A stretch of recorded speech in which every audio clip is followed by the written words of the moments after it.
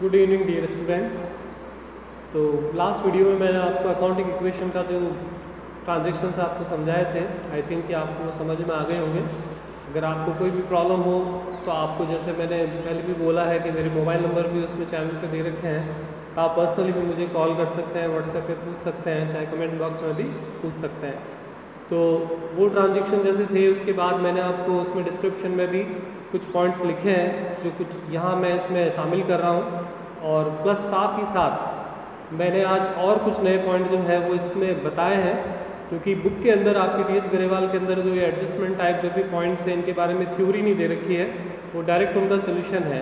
तो इसीलिए मैंने उनकी थ्योरी भी जो है वो जो इंपॉर्टेंट पॉइंट है कुछ मैंने लिखे हैं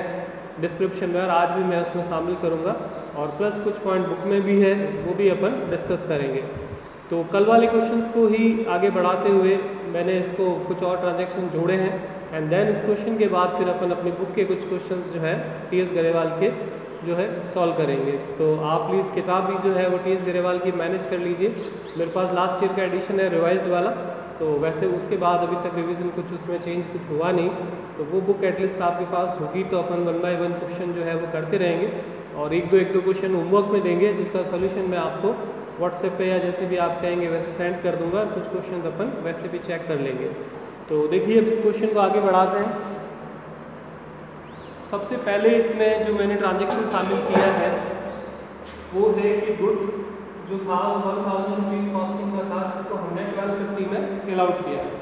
तो अगर आपने पिछले वीडियो का डिस्क्रिप्शन देखा हो तो उसमें मैंने बताया था कि अगर गुड्स को कॉस्ट से ज़्यादा पे सेल करते हैं तो उसके 3 इम्पैक्ट होते हैं। पहला इम्पैक्ट ये होता है कि गुड्स अगर आप सेल कर रहे हो तो उससे आपका स्टॉक कम होगा,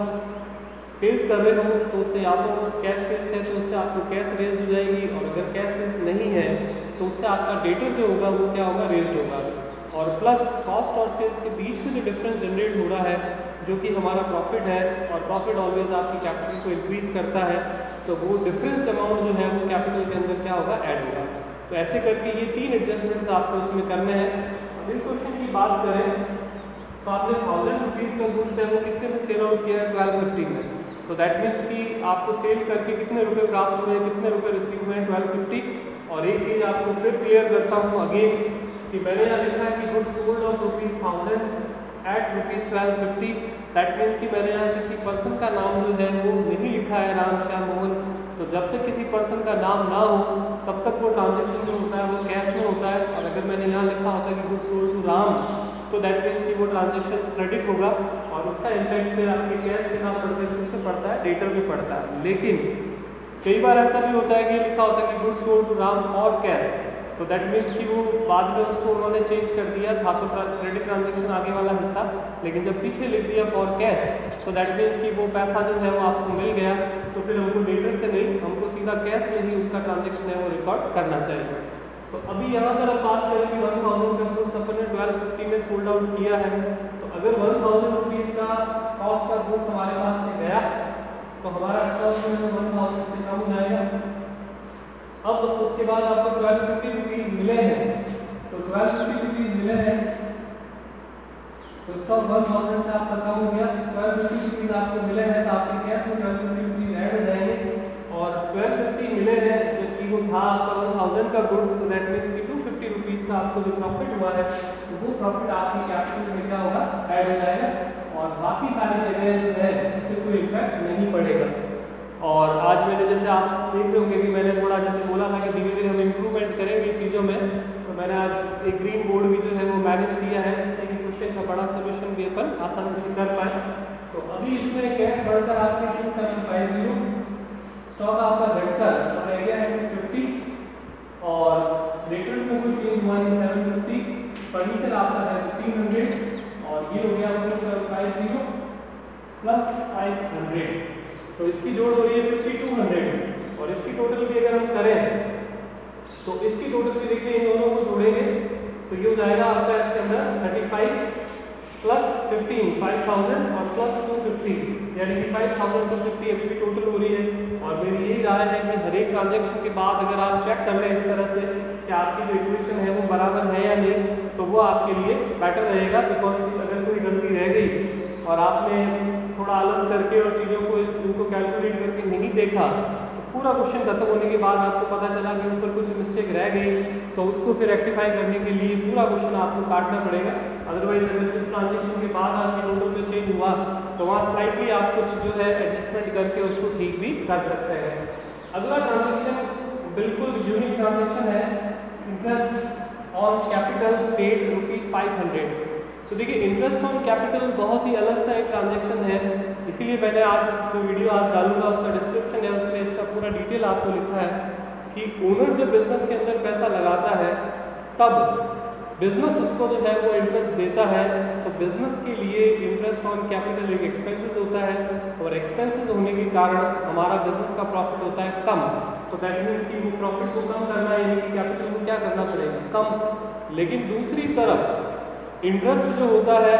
कैपिटल के अंदर क्या हो जाता है, ऐड। अगर आपको याद हो मैंने फर्स्ट डे जो बताया था कैपिटल के अंदर उसमें मैंने बोला था कि अगर आपने बैंक में 10,000 जमा करा रखे हैं और 1,000 रुपये अगर आपको इंटरेस्ट मिला है तो बैंक वाले 1,000 रुपये आपको घर पे ला कर नहीं देते हैं बल्कि आपके अकाउंट के अंदर डिपॉजिट करते हैं और आपका टोटल जो डिपॉजिट अमाउंट है वो 10,000 प्लस 1,000 वो हो जाता है 11। तो वैसे ही बिजनेस भी कभी भी इंटरेस्ट जो है वो ऑन कैश बेसिस पर जो है वो उसको सेंड नहीं करती, बल्कि आपने जो प्रॉफिट अर्न किया है, जो इंटरेस्ट अर्न किया है वो सारा आपकी कैपिटल के अंदर ऐड कर दिया जाता है। और जब आप विड्रॉ करते हो, जिसमें दो तरीके की विड्रॉल हो सकते हैं, एक तो drawings for the personal use और कभी कभार ऐसा होता है कि आप अपनी कैपिटल को परमानेंटली कम कर रहे हो तो कैपिटल विड्रॉल, तो उन दोनों कंडीशन में आपकी कैपिटल क्या होगी, कम। तो ये इसलिए अलग सा यूनिक सा एडजस्टमेंट हो गया बिकॉज इसके अंदर ऐड भी कैपिटल में हो रहा है क्योंकि कैपिटल बढ़ रही है और लेस भी कैपिटल में से हो रहा है क्योंकि एक्सपेंसेस होने के कारण हमारी कैपिटल जो है वो क्या होती है, रिड्यूस। ऐसे बहुत ही कम एडजस्टमेंट ऐसे होते हैं जो एक ही पॉइंट के अंदर एडजस्टमेंट करते हैं। तो यहाँ पर कैश, स्टॉक, डेटर, फर्नीचर इधर कोई इफेक्ट नहीं पड़ा और आपका अमाउंट जो था इंटरेस्ट का 500 रुपीज़, तो यहाँ पर भी लेस होगा और यहाँ पर भी ऐड भी होगा और इस रीजन से हमारे न्यू इक्वेशन में कोई चेंज भी नहीं हुआ और हमने जो भी जस्ट टैली किए थे सारे अमाउंट्स तो वो टैली एज ही रहेंगे। जब अमाउंट के अंदर कोई चेंज ही नहीं हुआ तो ऑब्वियस है कि हमारा जो आंसर है उसके अंदर भी कोई चेंज होने वाला नहीं है। फिर हम आगे बढ़े, interest on drawings, again very unique transaction है ये भी, इसीलिए इसका भी डिस्क्रिप्शन मैंने लिखा है कि इंटरेस्ट ऑन ड्राइंग्स का मतलब ये होता है कि ओनर जब पर्सनल यूज़ के लिए बिजनेस में से कुछ विड्रॉ करता है बेसिकली कैश, तो उसको उसके ऊपर जो है वापस क्या देना पड़ता है, इंटरेस्ट भी देना पड़ता है। तो बिजनेस के हिसाब से जब इंटरेस्ट उसको मिलता है बिजनेस को ओनर से, तो जब ओनर को इंटरेस्ट देते हैं तो बिजनेस के लिए एक्सपेंस है, तो जब ओनर को इंटरेस्ट मिलेगा वापस तो बिजनेस को जब वापस इंटरेस्ट मिलेगा तो वो बिजनेस के लिए जो है वो क्या हो जाएगी, इनकम। लेकिन इंटरेस्ट लगने से ओनर को एक नुकसान होगा कि उसकी जितनी भी ड्राइंग्स थी उस पर और इंटरेस्ट चार्ज होने की वजह से उसकी ड्राइंग्स और क्या हो, बढ़ जाएगी। जैसे मान लीजिए उसने 5,000 रुपये 5,000 रुपीज़ उसने विड्रॉ करे, 500 उसका जो है इंटरेस्ट हो गया, तब उसका टोटल जो ड्यू होगा वो हो जाएगा 5,500 और जब कैपिटल को रिड्यूस किया जाएगा तो 5,000 भी माइनस होंगे और 500 भी माइनस होंगे। तो दैट मीन्स की ड्राइंग्स खुद भी कैपिटल को रिड्यूस करता है और उसका इंटरेस्ट भी जो होता है वो भी कैपिटल को रिड्यूस करता है क्योंकि इंटरेस्ट ड्राइंग में जुड़ जाता है और ड्राइंग जाके कैपिटल में से माइनस होती है। जस्ट लाइक कैपिटल के अंदर इंटरेस्ट ऑन कैपिटल जुड़ता है वैसे ड्राइंग के अंदर आपका क्या होता है, इंटरेस्ट ऑन ड्राइंग। तो दैट मीन्स कि इसके भी दोनों एडजस्टमेंट ऐसे हो गए जो दोनों कैपिटल में ही आ रहे हैं। पहला एडजस्टमेंट कि ड्राइंग का इंटरेस्ट ओनर से फर्म या बिजनेस को मिलता है और वो उसके लिए जो है वो इनकम होने के कारण कैपिटल में ऐड होगा,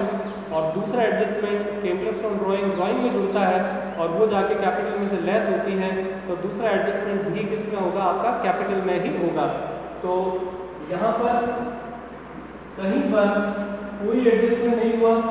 और केवल इसी के अंदर 250 ऐड और 250 लेस आपने किए। तो अगेन सॉल्यूशन हमारा बड़ा इजी हो गया। इंडियन पॉइंट्स तो लेकिन है ये इतने कॉम्प्लेक्स कि बहुत सारी चीज़ें आपको ध्यान रखनी है, लेकिन अब अगर आप अगली बार जो क्वेश्चन करोगे तो आई थिंक ही आपको ये तो one of the easiest adjustment लगेगा कि interest on capital, interest on drawing दोनों आपको कैपिटल में एडलेस करना है और उसका कोई एडजस्टमेंट आपको करना ही नहीं।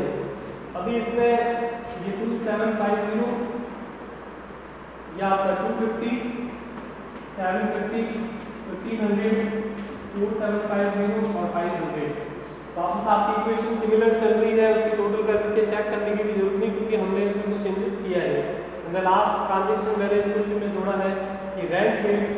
फॉर शॉप ₹500, कि आपने अपने शॉप का किराया जो है वो चुकाया है 500 रुपीज़, 500 रुपये आपने दुकान का किराया चुकाया है। आप इमेजिन करिए कि इस ट्रांजेक्शन से आपके बिजनेस पर क्या इफेक्ट पड़ेगा। इस चीज़ के अंदर हमेशा ध्यान रखिए कि जब भी अपन अकाउंटिंग पढ़ते हैं तो हमारे पास जो एक कोटेशन आता है कि रेंट पेड ₹500, तो आपको हमेशा अपने जो भी अकाउंटिंग करनी है, जो कुछ भी करना है, वो उसी कोटेशन में से निकाल कर चीज़ों को करना है। आपको अलग से बात कहीं जाकर कुछ भी सोचने की ज़रूरत नहीं कि मैंने रेंट पेड किया है। तो इसमें दो चीज़ें हुई है, एक तो रेंट का पेमेंट और दूसरा वो पेमेंट किसके अंदर किया मैंने, कैश में। तो एक तो रेंट और एक कैश आपका जो है इसमें इम्पेक्ट करेगा। जैसा आपको पता पड़ गया कि रेंट अगर हम पे करेंगे तो हमारा कैश का बैलेंस जो होगा वो क्या होगा, रिड्यूस होगा पहली बात। और दूसरा रेंट हमारे बिजनेस के लिए क्या होता है, एक्सपेंसेस, और एक्सपेंसेस हमारे प्रॉफिट को क्या करते हैं, कम, तो उससे हमारी कैपिटल जो है वो क्या हो जाएगी, रिड्यूस। तो यहाँ पर 500 रुपीज़ हमारा कैश कम होगा और साथ 500 रुपीज़ हमारी कैपिटल भी कम हो जाएगी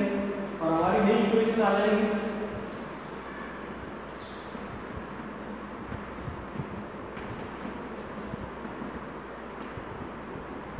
और क्योंकि हमने दोनों साइड में 500 रुपीज़ रिड्यूस किए हैं, फॉर दिस रीज़न इस इक्वेशन की दोनों साइड की टोटल आपके ऑब्वियस है कि वो बराबर ही रहेगी, उसके अंदर कोई तरह का चेंजेस आपके नहीं आया।